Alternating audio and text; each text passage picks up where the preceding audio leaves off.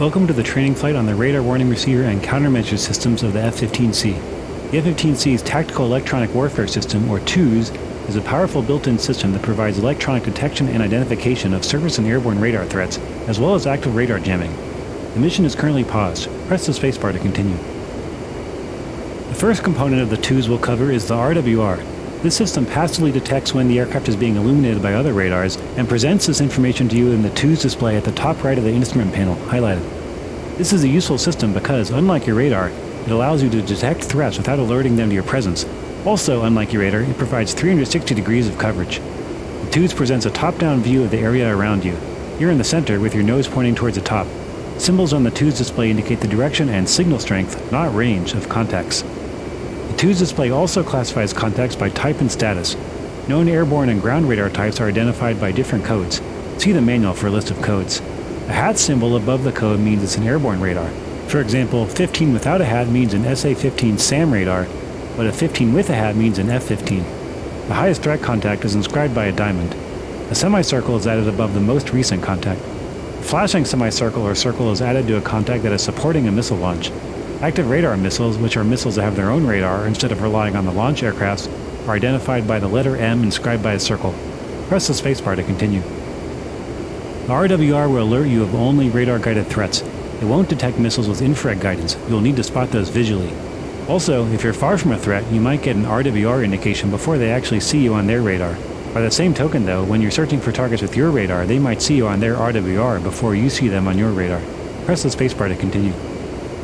Your RWR can't detect radars at elevations more than 45 degrees above or below you. So, for example, if you bank away from a threat and they disappear from your RWR, it doesn't mean they are no longer tracking you. They may just be in your blind spot.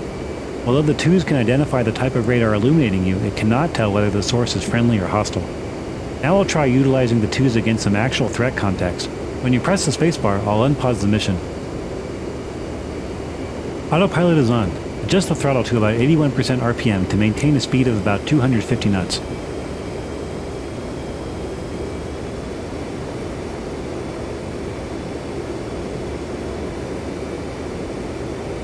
A series of 3 high-pitched audio tones indicates a new threat has been detected. This contact is a ground-based EWR station identified on the TEWS display as S. Being illuminated by a ground radar is referred to as a mud spike. On the TEWS display, the semicircle above the contact means that it's the most recent contact, and the diamond means it's the highest priority threat. An intermittent chirp tone means that your RWR is detecting a radar in search mode, but you are not being locked on. You can change your RWR mode to show only locked radars. Try this now by pressing Shift+R.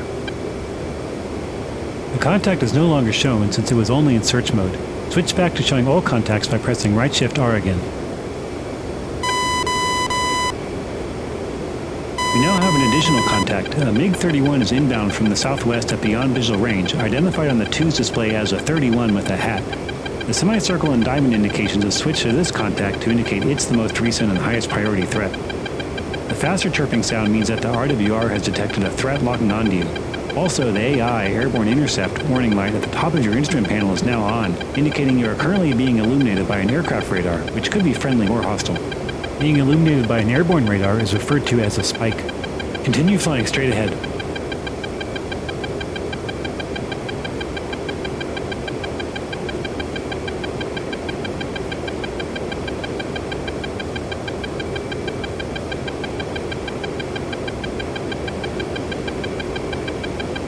The MiG-31 has now launched a radar-guided missile against you. Your TEWS display will indicate this by a flashing circle around the 31, and an audio launch warning will sound.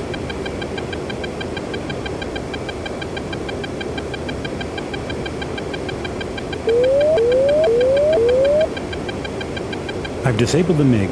Our next contact will be a SA-15 SAM system at close range. Monitor the RWR indications and note that the SAM warning light at the top of the instrument panel will illuminate, indicating your RWR is detecting a SAM radar.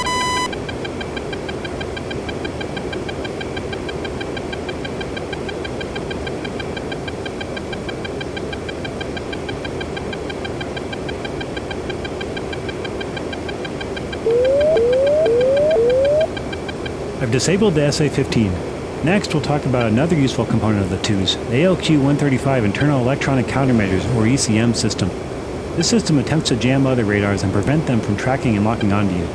However, it also broadcasts your presence to everyone, so you should keep it turned off if you're trying to maintain an element of surprise. To toggle the operation of your ECM, press E. Do this now.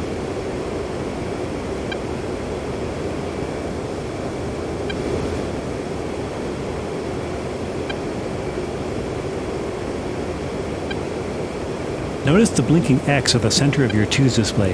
This indicates the ECM is warming up, which takes about 10 seconds.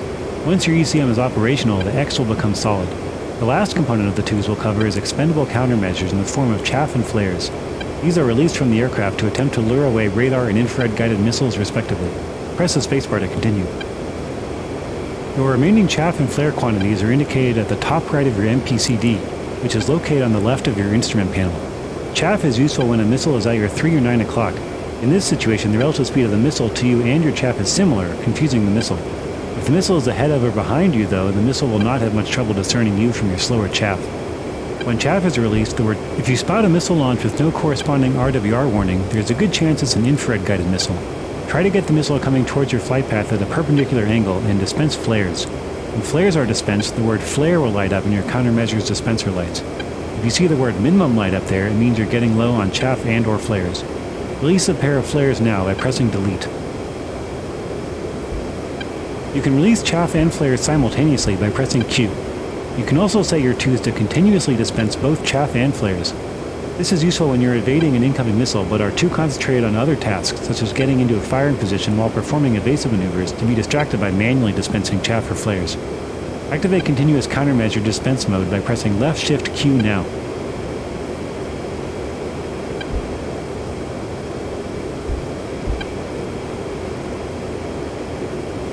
You can monitor the release of chaff and flares by watching the countermeasures dispenser lights illuminate.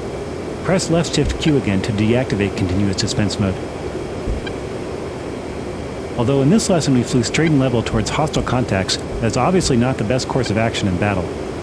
Your first line of defense should always be good mission intelligence and threat avoidance. Study the route and target area prior to the flight and plan to avoid all known threats as much as possible both horizontally and vertically.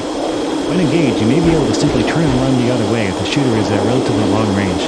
At close range, your best bet will be to make good use of the twos to actively counteract threats, plus defensive maneuvering. In general, this means putting an incoming missile at your 3 or 9 o'clock, diving towards the ground, and making a high G-turn as the missile closes in to try to break the missile's seeker lock or simply exhaust its energy potential to keep up with the turn. This concludes the training lesson of the countermeasure system of the F-15C. You can press the escape key on the keyboard to exit the mission.